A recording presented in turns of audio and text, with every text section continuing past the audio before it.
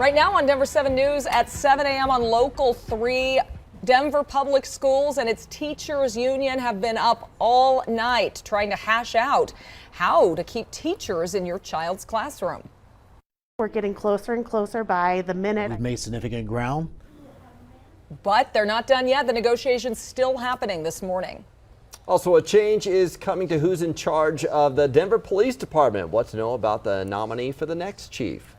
And get more done at work by doing less certain times of day. We'll tell you the secret of how mini breaks, micro breaks, might be able to help you in your job and overall life. Work smarter, not harder, right? That's what they always say. You know who needs to get to work, though?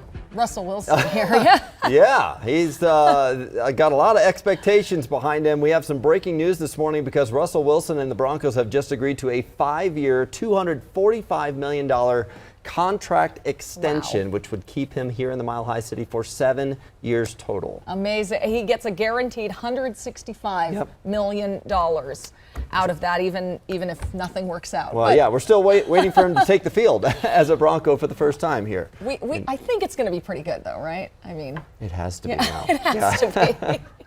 All right, Lisa Hidalgo joining us. You know, it's September now. We are getting so close to football season. We are. It does not feel like football season at all. This week we're talking near record highs. This morning, 60s, sunshine. Really pretty to start our Thursday. We're at 62 in Denver right now. Take a look at your out the door forecast.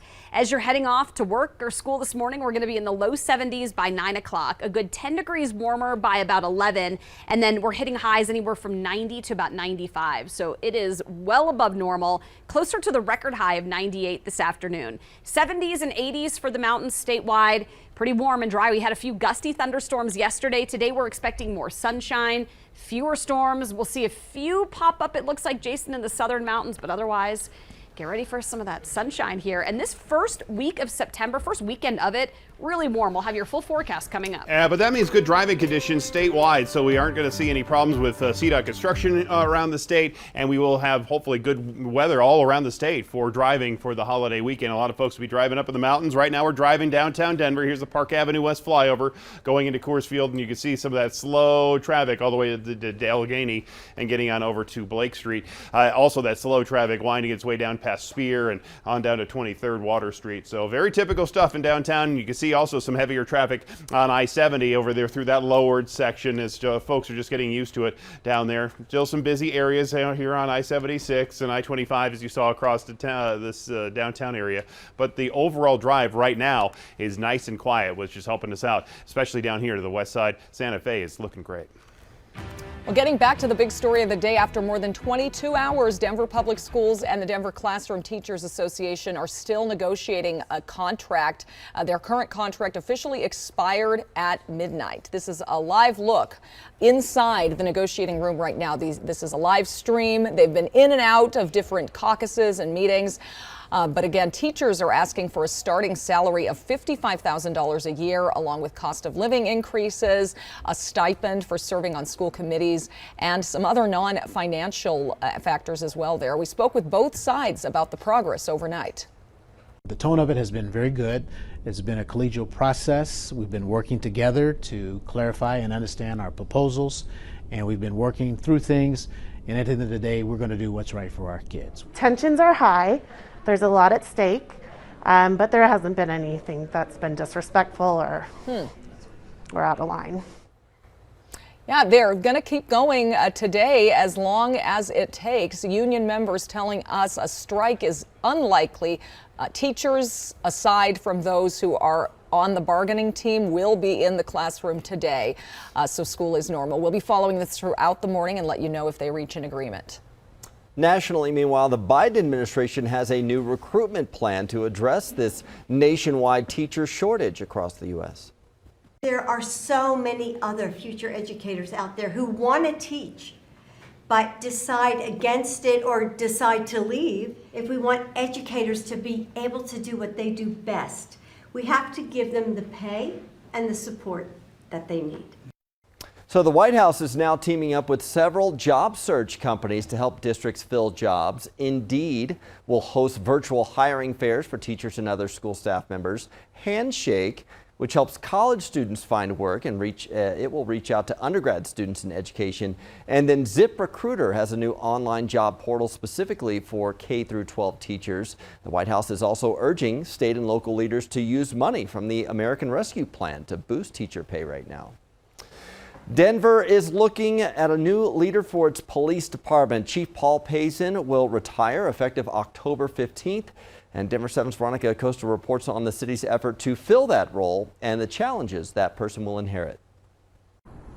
The mayor has already nominated a veteran with the Denver Police Department. This is a senior supervisor who's overseen the department's biggest challenges, most recently the police shooting that happened in Lodo. We're talking about Division Chief Ron Thomas. He's actually been with the department since 1989. He's often the one to update us all during breaking news scenes in the city, whether it's really early in the morning, really late at night, maybe even overnight as well.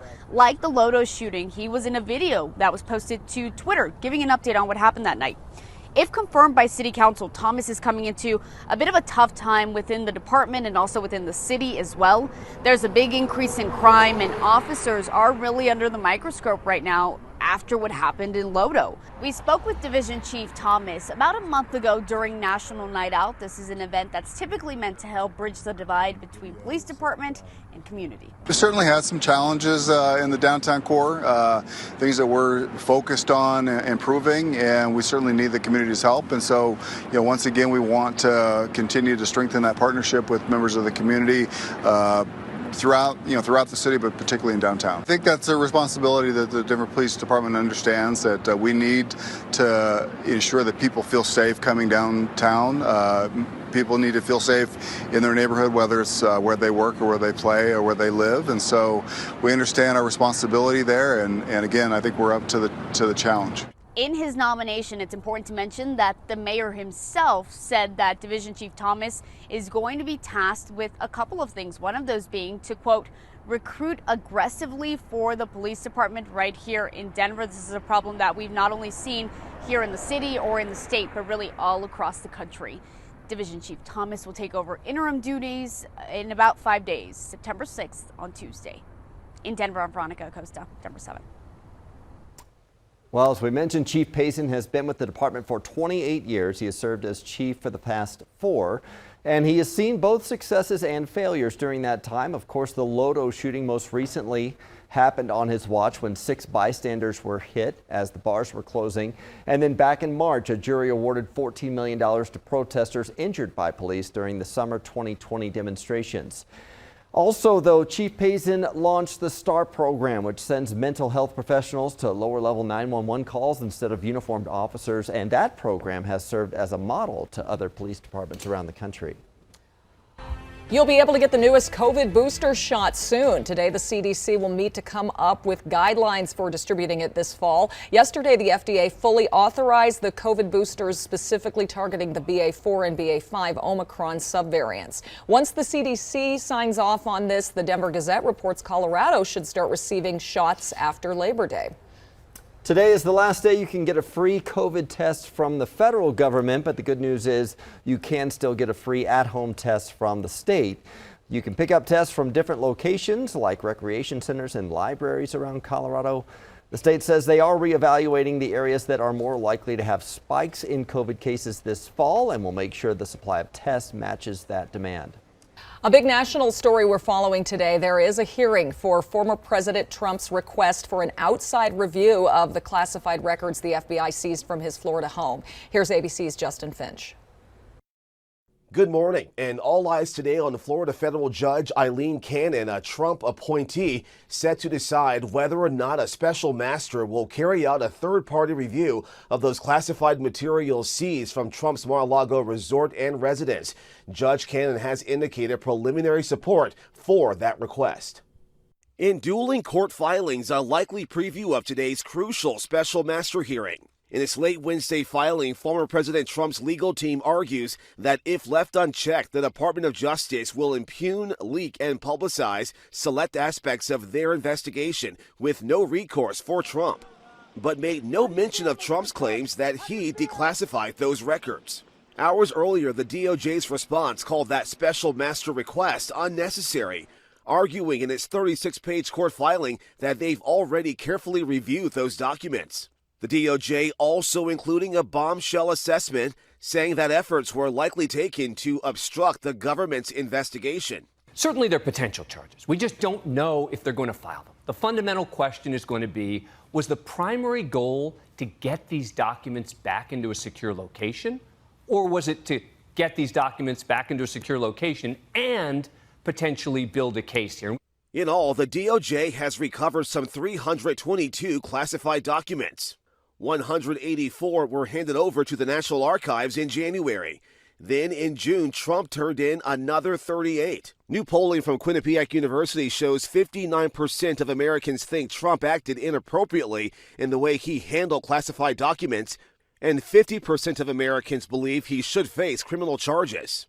The Justice Department has argued a special master review could disrupt ongoing investigations into potential national security risks stemming from the alleged mishandling of those classified records. Justin Finch, ABC News, Washington.